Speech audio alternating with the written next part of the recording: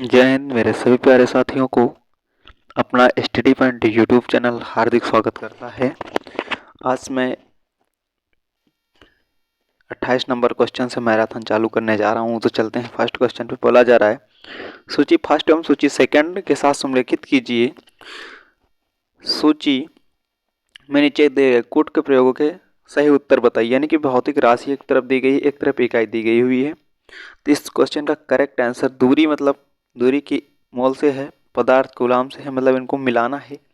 तो कहाँ से कौन जाएगा? तो इस क्वेश्चन का करेक्ट आंसर जाएगा 28 नंबर का ऑप्शन नंबर ए होगा करेक्ट आंसर, तीसरा।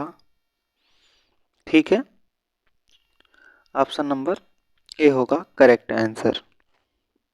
यानी कि दूरी कहाँ से? प्रकाश वर्ष से आ रही है, बी का फर्स्ट से, सी का सेकंड से, ये वाला बचा है, ये वाला इधर से हो जाएगा। चलते हैं नेक्स्ट क्वेश्चन पे। नेक्स्ट क्वेश्चन आपसे बोला जा रहा है दोस्तों,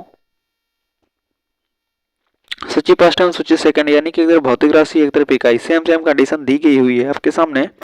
इसका राइट आंसर होगा ऑप्शन नंबर डी के साथ जाएगा correct answer, option number D होगा करेक्ट आंसर। चलते हैं नेक्स्ट क्वेश्चन पे। नेक्स्ट क्वेश्चन आपसे बोला जा रहा है, निम्नलिखित में कौन सा एक व्युत्पन्न परिणाम नहीं है?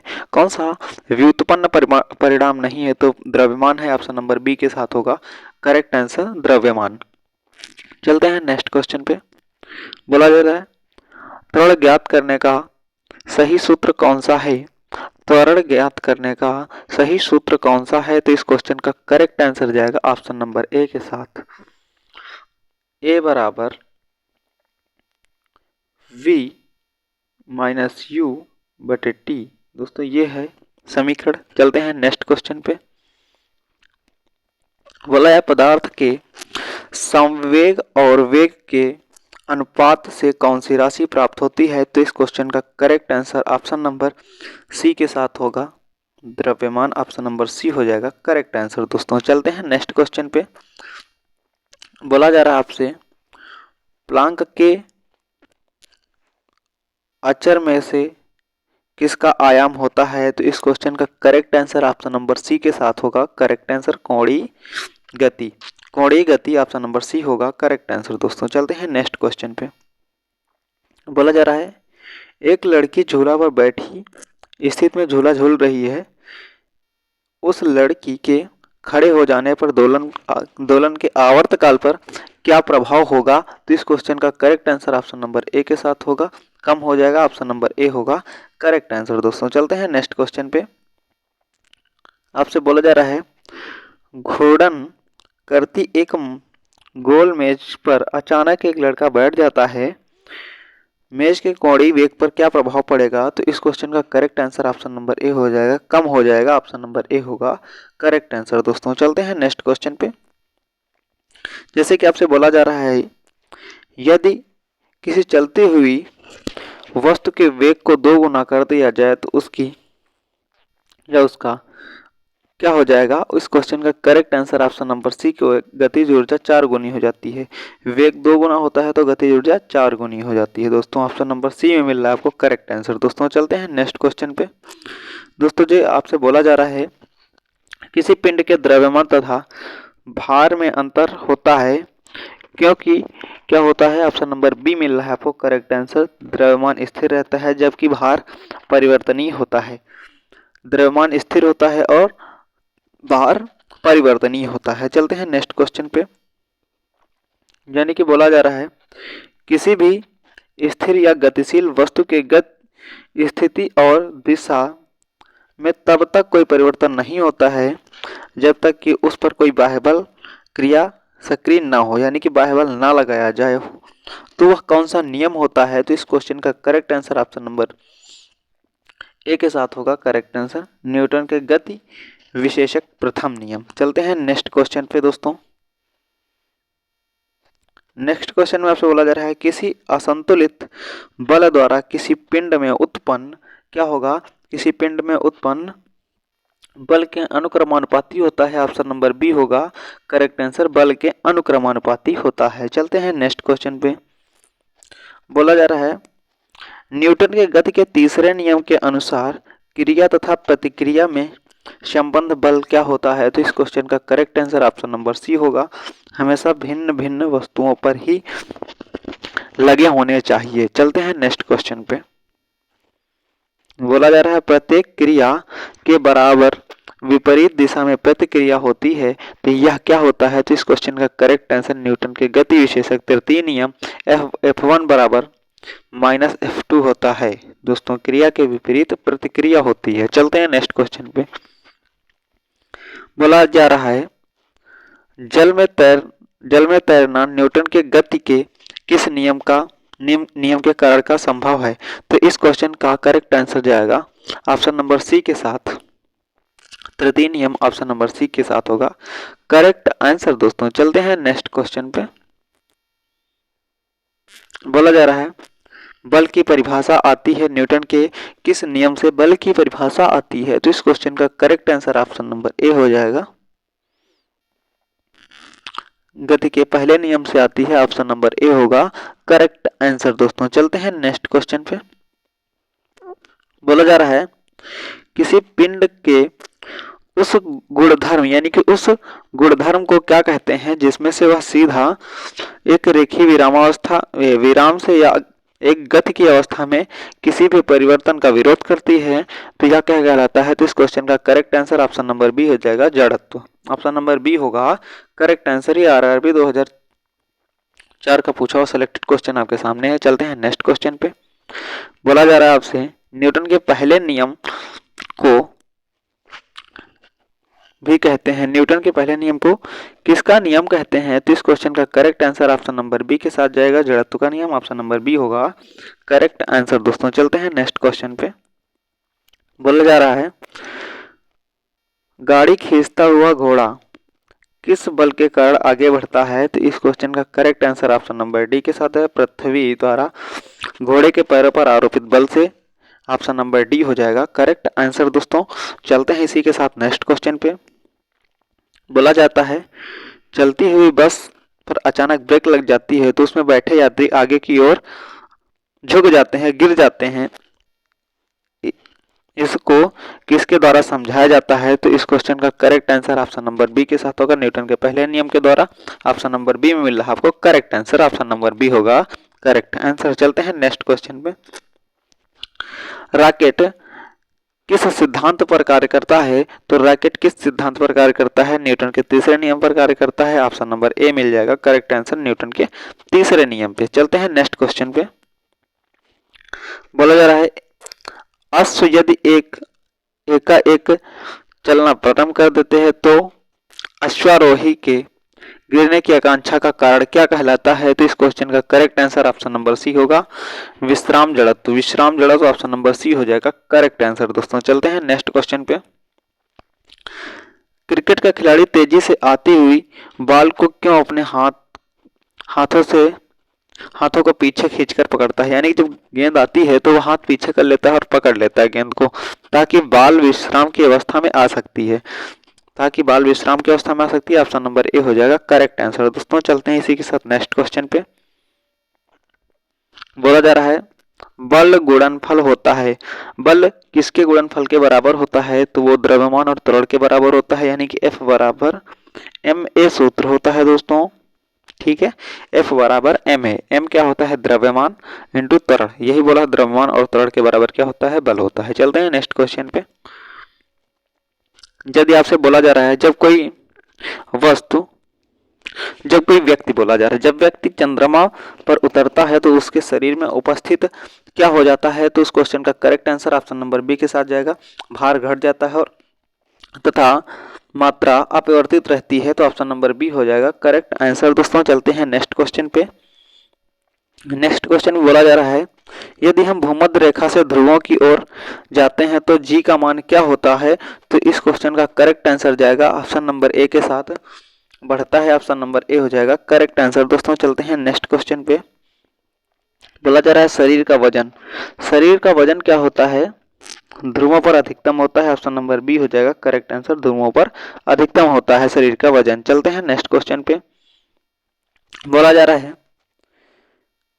व्यक्ति पृथ्वी की सतह की तुलना में चंद्रमा की सतह पर अधिक ऊंचा क्यों उछल सकता है? तो इस क्वेश्चन का करेक्ट आंसर जाएगा ऑप्शन नंबर सी के साथ, चंद्रमा के गुरुत्वाकर्षण के कारण त्वरण पृथ्वी की तुलना में कम हो सकता है, तो इसलिए वो उछल सकता है। चलते हैं नेक्स्ट क्वेश्चन पे। नेक्स्ट क्वेश्चन में आपसे बोला जा रहा है 20 किलोग्राम वजन जमीन के ऊपर 1 मीटर ऊंचाई पर पकड़े जाने के लिए कितना कार्य करना होगा?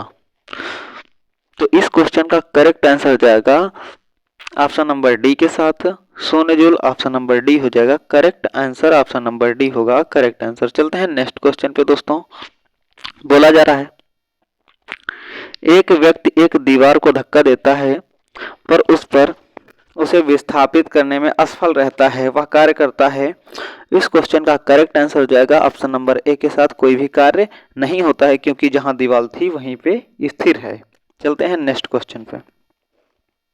बोला जा रहा है पहाड़ी पर चढ़ता एक व्यक्ति आगे की ओर झुक जाता है, क्योंकि इस क्वेश्चन का करेक्ट आंसर हो जाएगा ऑप्शन नंबर डी के साथ स्थायित्व बढ़ने के लिए। ऑप्शन नंबर डी के साथ हो जाएगा करेक्ट आंसर दोस्तों। चलते हैं नेक्स्ट क्वेश्चन पे। बोला जा रहा है पीसा का ऐतिहासिक मीनार तिरछी होते हुए भी नहीं गिरती है, इसका कारण क्या है? तो इस क्वेश्चन का करेक्ट आंसर जाएगा ऑप्शन नंबर ए के साथ इसके गुरुत्व केंद्र से जाने वाली ऊर्ध्वाधर रेखा के आधार से होकर जाती है। तो इस क्वेश्चन का correct answer option number A होगा। चलते हैं नेक्स्ट क्वेश्चन पे दोस्तों। नेक्स्ट क्वेश्चन में आपसे बोला जा रहा है जाड़े की रातें अत्यधिक ठंड पड़ने पर पानी की पाइप फट जाती है, तो इसका कारण क्या होता है? तो इस क्वेश्चन का करेक्ट आंसर जाएगा ऑप्शन नंबर सी के साथ जमने के बाद पानी का आयतन बढ़ जाता है। जमने के बाद पानी का आयतन बढ़ जाता है जिससे पाइप फट जाती है। तो चलते हैं नेक्स्ट क्वेश्चन पे। पानी से भरी डाल लगी बोतल जमने पर टूट जाती है, क्योंकि इसका कारण क्या होता है? तो इस क्वेश्चन का करेक्ट आंसर जाएगा ऑप्शन नंबर सी के साथ जमने पर बल का आयतन बढ़ जाता है। ये हमेशा याद रखना है, जब पानी जमता है तो उसका आयतन बढ़ जाता है। चलते हैं नेक्स्ट क्वेश्चन पे। बोला जा रहा है जल के आयतन में क्या परिवर्तन होगा यदि तापमान 9 अंश सेंटीग्रेड से गिरकर 3 अंश सेंटीग्रेड कर दिया जाए?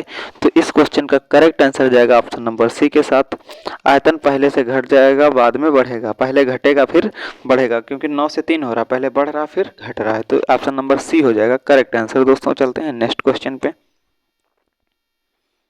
बोला जा रहा है एक झील में तैरने वाली इस्पात के नाव के लिए नाव द्वारा विस्थापित पानी का भार कितना है? तो इस क्वेश्चन का करेक्ट आंसर जाएगा ऑप्शन नंबर सी के साथ नाव के उस भाग के भार के बराबर जो झील के पानी की सतह के नीचे है। तो इस क्वेश्चन का correct answer option number C हो जाएगा। चलते हैं नेक्स्ट क्वेश्चन पे। बोला जा रहा है किसी कालीन की सफाई के लिए यदि उसकी छड़ी से पीटा जाए उसमें कौन सा नियम लागू करता है? तो इस क्वेश्चन का करेक्ट आंसर जाएगा ऑप्शन नंबर ए गति का पहला नियम। ऑप्शन नंबर ए हो जाएगा करेक्ट आंसर दोस्तों। चलते हैं नेक्स्ट क्वेश्चन पे। बोला जा रहा है सड़क पर चलने की अपेक्षा बर्फ पर चलना कठिन है, इसका क्या कारण है? तो इसका कारण ये है बर्फ में सड़क की अपेक्षा घर्षण बल कम होता है, इसलिए उस पर चलना कठिन है। ऑप्शन नंबर डी हो जाएगा करेक्ट आंसर दोस्तों। चलते हैं नेक्स्ट क्वेश्चन पे। बोला जा रहा है रोड़ी युक्त सड़क की तुलना में बर्फ पर चलना कठिन होता है, क्योंकि रोड़ी युक्त बर्फ चलना कठिन होता है क्योंकि इसका करेक्ट आंसर होगा ऑप्शन नंबर बी पैर तथा बर्फ के मध्य जो घर्षण बल होता है रोड़ी एवं पैरों के मध्य घर्षण बल की तुलना में कम होता है, इसलिए ऑप्शन नंबर बी हो जाएगा करेक्ट आंसर दोस्तों। चलते हैं नेक्स्ट क्वेश्चन पे। नेक्स्ट क्वेश्चन में आपसे बोला जा रहा है लकड़ी के बेलनाकार पात्र लकड़ी के बेलनाकार पात्र को खींचने की जगह लुढ़काना आसान होता है, क्योंकि खींचना कठिन होता है और लुढ़काना आसान होता है। तो इस क्वेश्चन का correct answer option number B होगा। लुढ़कने की अवस्था में घर्षण बल विस्फलन की अवस्था के घर्षण बल की तुलना में कम होता है, इसलिए ऑप्शन नंबर बी हो जाएगा करेक्ट आंसर। दोस्तों चलते हैं नेक्स्ट क्वेश्चन पे। आपसे बोला जा रहा है, एक नदी में चलता हुआ समुद्र में जहाज आ जाता है, जहाज का स्तर क्या होता है? तो इस क्वेश्चन का correct answer option number B होगा, थोड़ा ऊपर उठ जाएगा, थोड़ा ऊपर उठ जाता है। समुद्र से नदी से जब समुद्र में जाता है तो वह जो जहाज होता है वह थोड़ा ऊपर उठ जाता है। चलते हैं नेक्स्ट क्वेश्चन पे। बोला जा रहा है, लोहे की कील पारे में क्यों तैरती है जब पानी में डूब जाती है? यानी कि पारे में तैरती है और पानी में डूब जाती है, तो इस पर क्या होता है? तो इस क्वेश्चन का correct answer option number C के साथ जाएगा। लोहे का घनत्व पानी से अधिक होता है और पारे में कम होता है, इसलिए ऑप्शन नंबर सी हो जाएगा करेक्ट आंसर। दोस्तों चलते हैं नेक्स्ट क्वेश्चन पे। बोला जा रहा है, जब एक ठोस पिंड पानी में डुबोया जाता है तो उसके भार में ह्रास यानी कि कमी होती है। इसका ह्रास कितना होगा, यानी कितनी उसका भार कम हो जाएगा, कितना उसका भार कम होगा? तो इस क्वेश्चन का करेक्ट आंसर विस्थापित पानी के भार के बराबर, विस्थापित पानी के भार के बराबर ऑप्शन नंबर ए होगा करेक्ट आंसर। दोस्तों चलते हैं नेक्स्ट क्वेश्चन पे। बोला जा रहा है, बर्फ पानी में तैरती है परंतु एल्कोहल में डूब जाती है। एल्कोहल मतलब दारू, मदिरा, ठीक है, इसमें क्या होता है, डूब जाती है। इसका कारण क्या है? तो इस क्वेश्चन का करेक्ट आंसर डी हो जाएगा। बर्फ पानी से हल्की होती है तथा अल्कोहल से भारी होती है, इसलिए ऑप्शन नंबर डी हो जाएगा करेक्ट आंसर। दोस्तों क्लास अच्छी लग रही है तो क्लास को लाइक कर दियो, इस क्लास चैनल पर नए हो तो चैनल को एक बार सब्सक्राइब कर लीजिए। चलते हैं क्वेश्चन पे। स्टील की गोली पानी में तैरती है, पारे में तैरती है, तो क्योंकि पारे में क्यों तैरती है? इसका कारण यह है दोस्तों, पारे का घनत्व स्टील की अपेक्षा अधिक होता है, इसलिए वह पारे में तैरती है। ऑप्शन नंबर बी होगा करेक्ट आंसर। चलते हैं नेक्स्ट क्वेश्चन पे। बोला जा रहा है, एक लोहे की गेंद पारद या मरकरी, यानी कि पारा या मरकरी, पारा ही बोलते हैं मरकरी को, भरी बाल्टी में गिर जाती है तो क्या होता है? तो इस क्वेश्चन का correct answer option number B होगा, पारे की सतह पर तैरती है, यानी कि पारा जहां होता है उसकी सतह पर तैरने लगती है। तो चलते हैं नेक्स्ट क्वेश्चन पे। बोला जा रहा है, किस तापमान पर घनत्व जो जल का होता है वो सबसे अधिकतम होता है? तो इसका कारण यह है कि 4 अंश सेंटीग्रेड। ऑप्शन नंबर डी होगा। एसएससी 2014 का पूछा हुआ क्वेश्चन आपके सामने था। बोला जा रहा है, वस्तु की मात्रा बदलने पर अपवर्तित रहता है, यानी कि वस्तु की जब मात्रा बदल जाती है तो उसका अपवर्तित क्या रहता है? तो वो घनत्व अपवर्तित रहता है। ऑप्शन नंबर डी हो जाए करेक्ट आंसर। चलते हैं नेक्स्ट क्वेश्चन पे। दोस्तों साथियों मैं आ चुका हूँ नेक्स्ट क्वेश्चन पे। बोला जा रहा है, तैराक को नदी के मुकाबले समुद्र में तैरना आसान क्यों लगता है? तो इसका कारण क्या होता है कि ऑप्शन नंबर सी के साथ जाएगा करेक्ट आंसर। समुद्री पानी का घनत्व साधारण पानी से ज्यादा होता है, इसलिए उसमें तैरना आसान होता है। चलते हैं नेक्स्ट क्वेश्चन पे। बोला जा रहा है, बादल किस कारण से वायुमंडल में तैरते हैं? तो बादल किस कारण से वायुमंडल में तैरते हैं? तो निम्न घनत्व के कारण तैरते हैं। ऑप्शन नंबर बी हो जाएगा करेक्ट आंसर, निम्न घनत्व। चलते हैं नेक्स्ट क्वेश्चन पे। बोला जा रहा है, समुद्रों में प्लावन करते आइसबर्ग का कितना भाग समुद्र की सतह से ऊपर रहता है? समुद्र की सतह से ऊपर रहता है। तो इस क्वेश्चन का correct answer option number B हो जाएगा 1/10। दोस्तों कितना 1/10 रहता है, ऑप्शन नंबर बी होगा करेक्ट आंसर। चलते हैं नेक्स्ट क्वेश्चन पे। बांध के नीचे की दीवार मोटी बनाई जाती है, क्योंकि इसमें क्या होता है, क्यों बनाई जाती है? गहराई बढ़ने के साथ द्रव का दाब बढ़ जाता है। ऑप्शन नंबर ए हो जाएगा करेक्ट आंसर। दोस्तों चलते हैं नेक्स्ट क्वेश्चन पे। बोला जा रहा है, बर्फ पर स्केटिंग करना प्रदर्शित करता है कि दाब बढ़ने पर बर्फ का गलनांक क्या हो जाता है, तो वह घट जाता है। ऑप्शन नंबर बी होगा करेक्ट आंसर, घट जाता है। चलते हैं नेक्स्ट क्वेश्चन पे।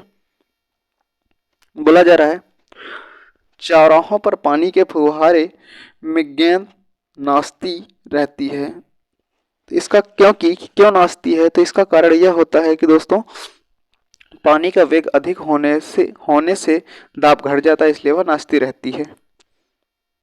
चलते हैं नेक्स्ट क्वेश्चन पे। नेक्स्ट क्वेश्चन में बोला जा रहा है आपसे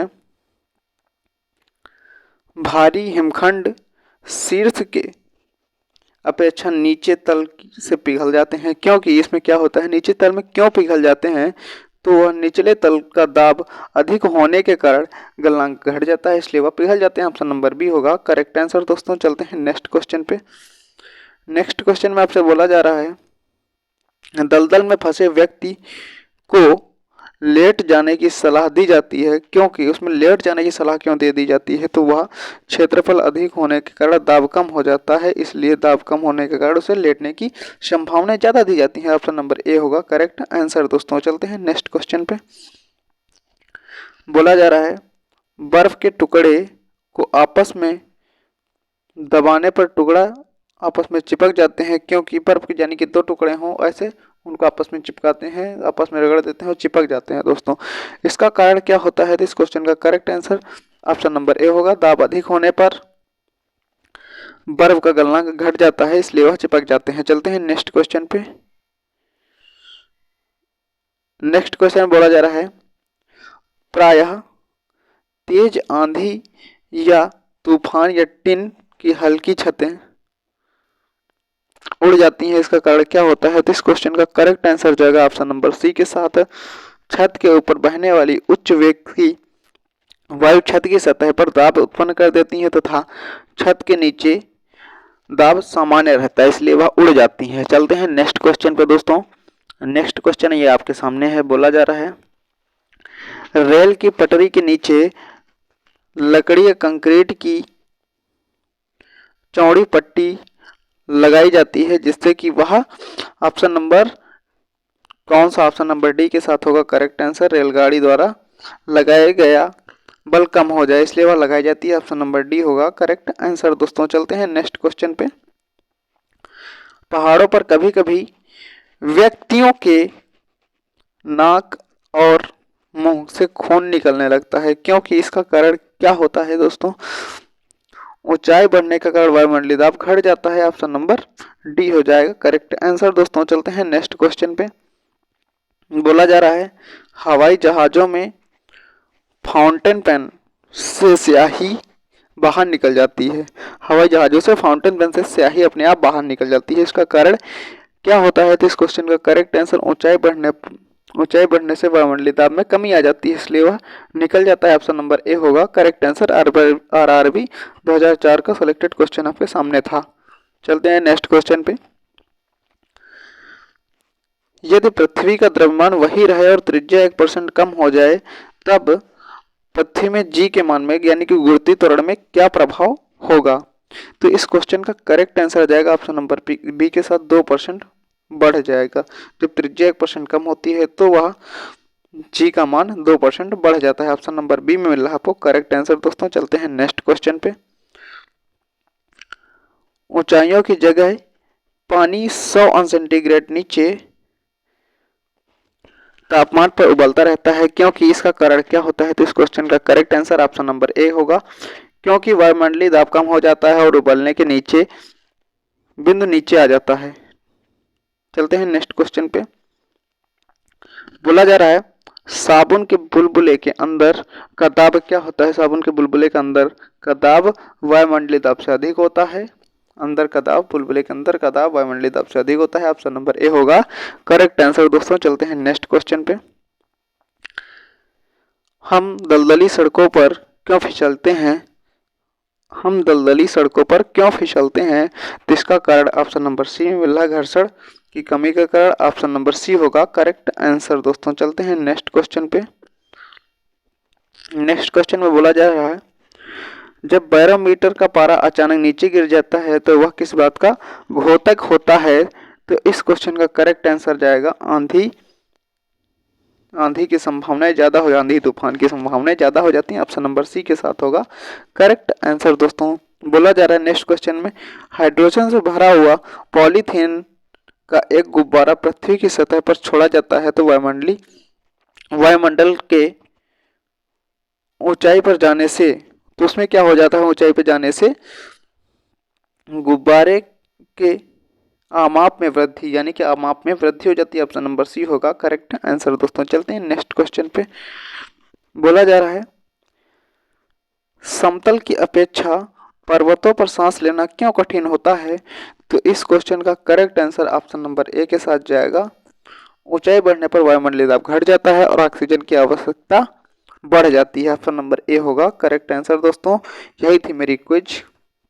अब एक पेपर और बना के लेते आता हूँ जो कि आपके लिए काफ़ी इंपॉर्टेंट होने वाला होगा। तब तक के लिए जय हिंद, जय भारत, वंदे मातरम।